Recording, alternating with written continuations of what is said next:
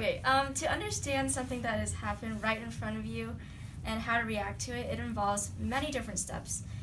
You first have to be able to see it to understand it. From there, your brain is able to send a message to your body and how you are able to react to this object in the best way possible. For example, if you were to step on a Lego, it really hurts, really, really bad. It hurts so bad that your brain actually tells you to lift your foot off the Lego. And so then your foot will not be continuing to hurt.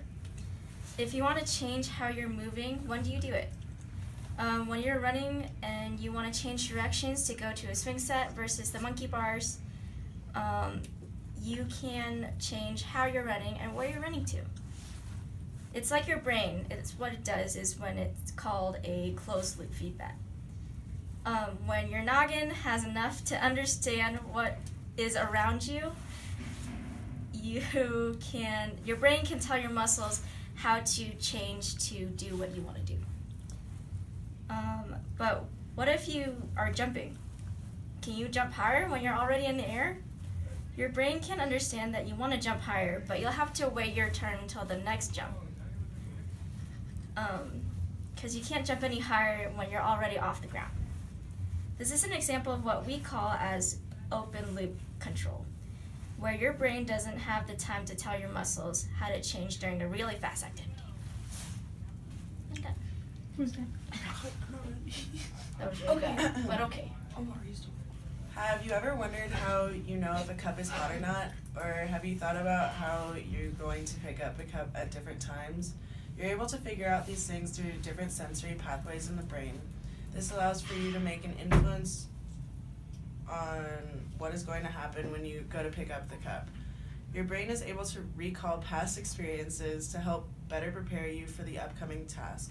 With this knowledge, your brain is able to know exactly what to do, so there is the least amount of error possible. And as you begin to pick up the cup, there is a constant feedback going back to the brain to make the necessary adjustments possible.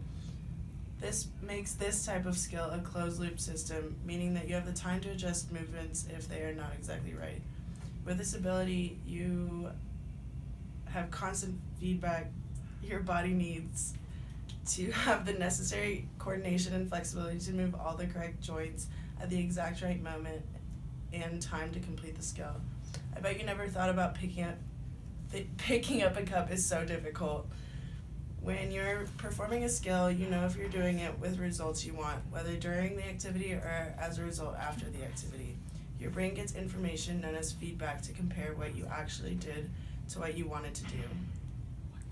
We refer to adjustments after fast actions as open loop control.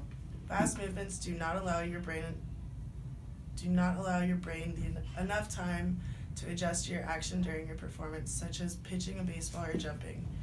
You do not have the time to adjust in the middle of an activity, so your brain compares what you planned to what you actually did after the motion in determining the success of the action. But if you're doing a movement that is longer and your brain has time to understand what is going on and how you want to readjust, you can adjust in the middle of the action, such as running.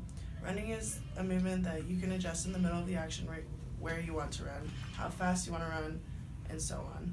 Based on the feedback your brain is getting from the environment and has time to send signals to the muscles to change factors in your running to be more successful.